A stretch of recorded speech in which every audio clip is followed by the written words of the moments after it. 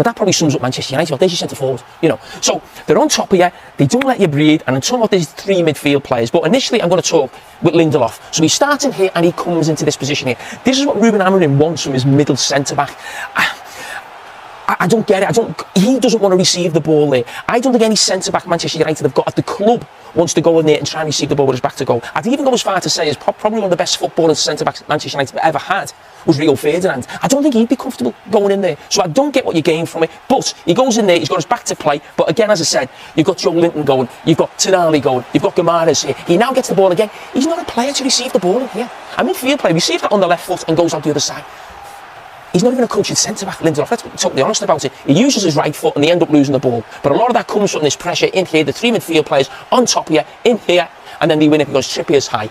But going back to Lindelof again, he now finds himself with Isak. Don't forget, teammates for Sweden, knows him really well. He's just been looking at him. He's looked at him again.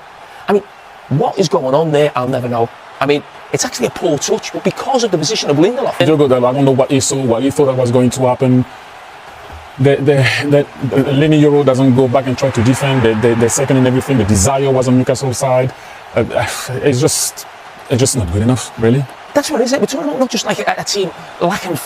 They lack everything, Manchester United. I just highlighted Mazzarri there before, but I just want to look at this again. And obviously we saw Roy yesterday. He's really unhappy here. But the freezer's here, right? So you've got Harvey Barnes' first touch. You've got two defenders before he gets to the goal. You've got two defenders chasing. If I'm telling you now when he picks that ball, he is going to score here and not be challenged. You can't think that is possible at any level of football. If it was under 5 young kids or up to about the Premier League, that is not acceptable to be in that position Thierry there Henry and to finish there without the challenge being. Player after Newcastle game. I've never seen that before. Manchester United's turbulent season hit another dramatic note following their recent defeat to Newcastle United. But it wasn't the result alone that drew headlines. In the aftermath of the match, legendary French striker and pundit Thierry Henry made waves with his searing criticism of one Manchester United player, claiming he'd never seen that before in his decades of playing and analysing football.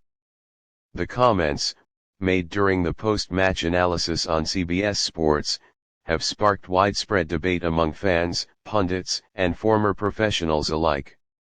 In a season already filled with questions about Manchester United's identity, leadership, and direction, Henry's words hit a raw nerve that exposed deeper issues within the squad.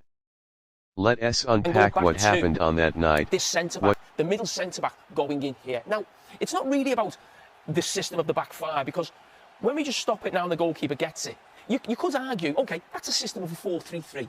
You've got your two centre-backs have gone wide, you've got your goalkeeper. So it's not alien, teams have played that. But what you've got is you've got a centre-back almost going to a holding midfield position. He's not good enough on the ball.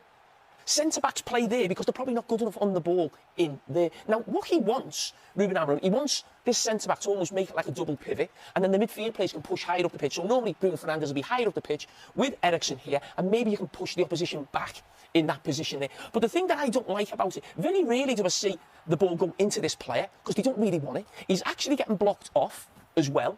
And then when there is a turnover, there isn't anybody in the centre. Now, I look at that and think, well, okay, if you're playing the three at the back and Lindelof is in a conventional position, these players here, the wide centre, could go wider, which then means that maybe your wing-backs could play 10 yards higher up the pitch. Because the big thing for me when I watch Manchester United, you very rarely get the wing-backs on the last line. That's why they find it very difficult to get out. So for me, I don't like this. I don't think it's going to change, because I used to do it with Sebastian Coates, a player I knew from Liverpool, as a Uruguayan player, good defender.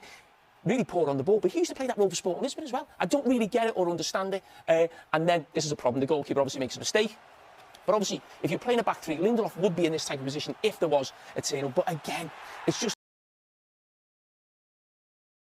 the mess. You've got teams like Tottenham and Manchester United where their whole season, it feels like, is resting on what they can do in the Europa League. And they're both, level pegging 1-1 and 2-2 in their respective fixtures.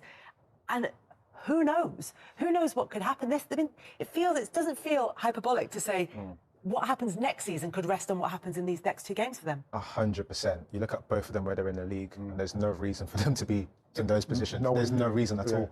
And for United in particular, this could be the biggest game they've had in recent times. The backdrop of not getting through this could be very, very, very stark to where they want to be. There's been a lot of talk of, takeover and the direction they want to go in. But this is not where Manchester United should be. So it's a massive game for them. And, you know, the performances leading up to this have not been great. They're coming off a 4-1 defeat to Newcastle. In Spurs' example as well, it's exactly the same thing. Spurs should not be where they are on the Premier League table. They should never be there. 17 losses should never happen in a league campaign for Spurs. So they're both hoping that this one trophy can change the narrative and they can walk away saying that at least we got this. And both of them can't win it. So it's going to be interesting to see who gets closest or if they actually manage to progress from this tie. I was speaking to Man United, some Man United fans, and they were talking about if they won the Europa League and finished where they are, would it be considered a good season? And one said, no, it wouldn't be. And that is obviously off of what we know that Man United were capable of, their history. But I would probably know that there's so much work to be done at Man United. You have to say that's a successful season because it's so bad I don't in think the it's league. a successful season. I think it saves face. It saves I face. think you can say it saves at least face. we're still in Europe next year. Yes, it finishing saves in the face. bottom half of the table, your lowest Premier League finish ever, points tally ever, with nothing to look forward to next season, just domestic games, could be very So spooky. even if they qualify for the Champions League, it's what they do in the Champions League next season. Exactly. And then if they don't qualify for the Champions League, is there then pressure already on the new owners because they're already cutting costs at the club, and then there isn't going to be That Champions League money coming in because it's certainly not coming in through the league. It has to come in through the Europa Through the League. Europa League. And you know, when you look at Man United, and they've got the players that, especially in those, they can raise their game for some reason, and they can win those games. That's why they're at this stage of the competition. Tottenham, I don't know what's happening there in respects of even if they do go on to win it, which I don't think they can. You just feel like there's so much going on there at Spurs. You know what I mean? We're seeing all the stuff that's going on with their And manager. yet Spurs decent. In there, I know it was a 1-1 draw, but they certainly created the chances to win that one. Manchester United conceded that late goal, a couple of banana errors in that. He was dropped for the game at the weekend against Newcastle, or rested. He's had other stuff going on in his personal life as well, where you know. And so that I think that giving him a little bit of space, he wasn't in the squad in order.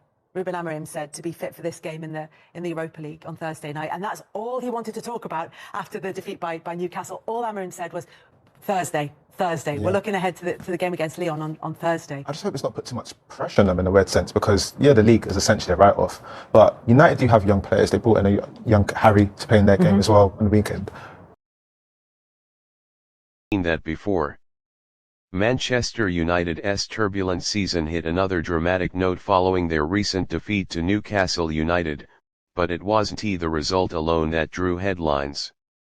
In the aftermath of the match, legendary French striker and pundit Thierry Henry made waves with his searing criticism of one Manchester United player, claiming he'd never seen that before in his decades of playing and analysing football. The comments, made during the post-match analysis on CBS Sports, have sparked widespread debate among fans, pundits, and former professionals alike. In a season already filled with questions about Manchester United's identity, leadership, and direction, Henry's words hit a raw nerve that exposed deeper issues within the squad. Let's unpack what happened on that night, what Henry said, who it was directed at, and why it matters so much. At St. James Park, Newcastle United once again showed why they are one of the Premier League's most cohesive and aggressive sides under Eddie Howe. They dominated large stretches of the match, suffocating United with a high press, precise passing, and physical commitment.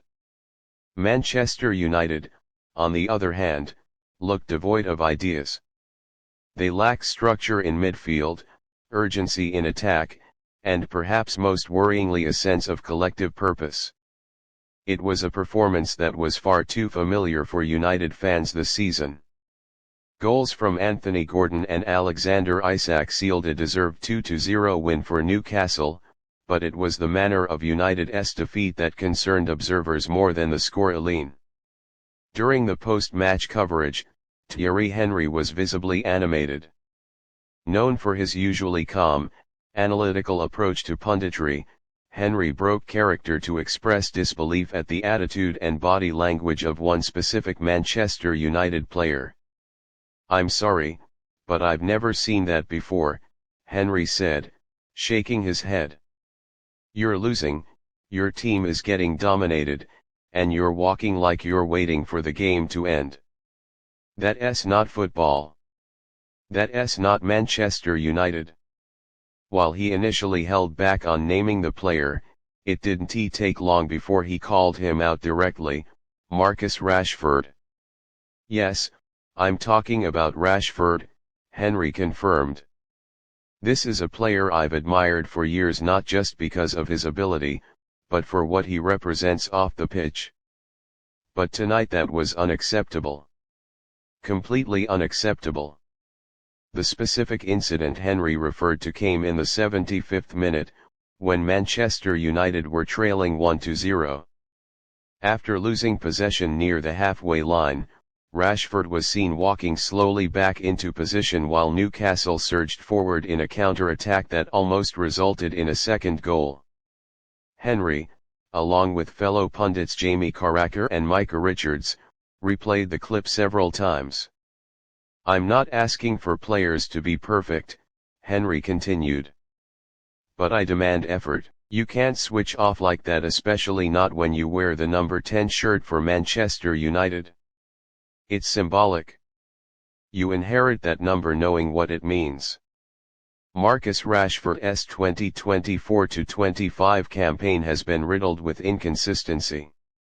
After a prolific 2022-23 season and a solid 2023-24 run, many expected him to kick on and become the talismanic figure United desperately need. Instead, he has looked like a shadow of his former self, detached, unfocused, and, at times, disinterested. Despite being one of the most experienced players in the squad, Rashford has struggled to take on a leadership role, and questions about his mentality and professionalism have become louder with each passing week. His body language has been repeatedly criticized, and fans have noticed a troubling trend of minimal pressing, lack of defensive effort, and visible frustration during matches. Henry's criticism isn't coming out of nowhere. It's tapping into a wider concern about whether Rashford still has the drive to lead Manchester United's front line or if he's mentally checked out. Henry's comments sparked an immediate reaction online and across football media.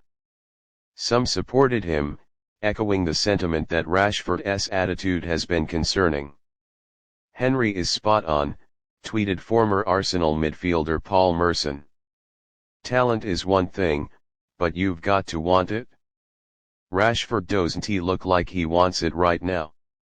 We don't know what players are dealing with behind the scenes," said former United defender Rio Ferdinand. "Yes, Marcus didn't have a good game, but singling him out like that, I think it's excessive. The whole team was poor." Still, most agreed that Henry's words carried weight not just because of his playing resume, but because of how passionately he delivered them. In his post-match interview, United boss Erik ten Hag was asked about Henry's comments and Rashford's performance. He chose his words carefully. "I haven't seen the analysis, but Marcus is an important player for us," ten Hag said. "He's had difficult moments this season, yes, but we believe in him. He knows he must do better, and we will work on that." The diplomatic response did little to douse the flames, especially among fans who feel ten Hag is losing control of the dressing room. Thierry Henry's blast was more than a critique of one player, it was an indictment of the club's current state. Manchester United are supposed to represent intensity, ambition, and hunger. For years, they've lacked a clear identity, and no player embodies that drift more starkly than Rashford right now. The club is in limbo, caught between trying to rebuild with youth, relying on inconsistent stars, and fighting to stay competitive in both domestic and European competitions. Without a proper footballing structure and accountability at every level, scenes like the one Henry called out will continue. At 27 years old, Marcus Rashford should be entering the peak of his career. The next few months will be pivotal. Can he silence his critics, rediscover his form, and reassert himself as one of England's top attackers? Thierry Henry left the door open for redemption, saying, "Look, I know Rashford has the talent. I want to see him angry. I want to see a response. Because if that fire isn't there anymore, then it's over. Football is an emotional game, and emotions were certainly running high after Manchester United's loss to Newcastle. Thierry Henry's brutally honest comments reflect the deep frustration that many fans and observers feel about the current state of Manchester United and about Rashford, a player who once symbolized hope, now representing confusion. This moment could either be a turning point or a sign of deeper decay. For Rashford, and for United, the response in the coming weeks will tell us everything we need to know. What do you think? Was Thierry Henry right to call out Rashford so strongly? Is it fair criticism, or has the pressure on Manchester United players reached an unhealthy boiling point? Let us know in the comments.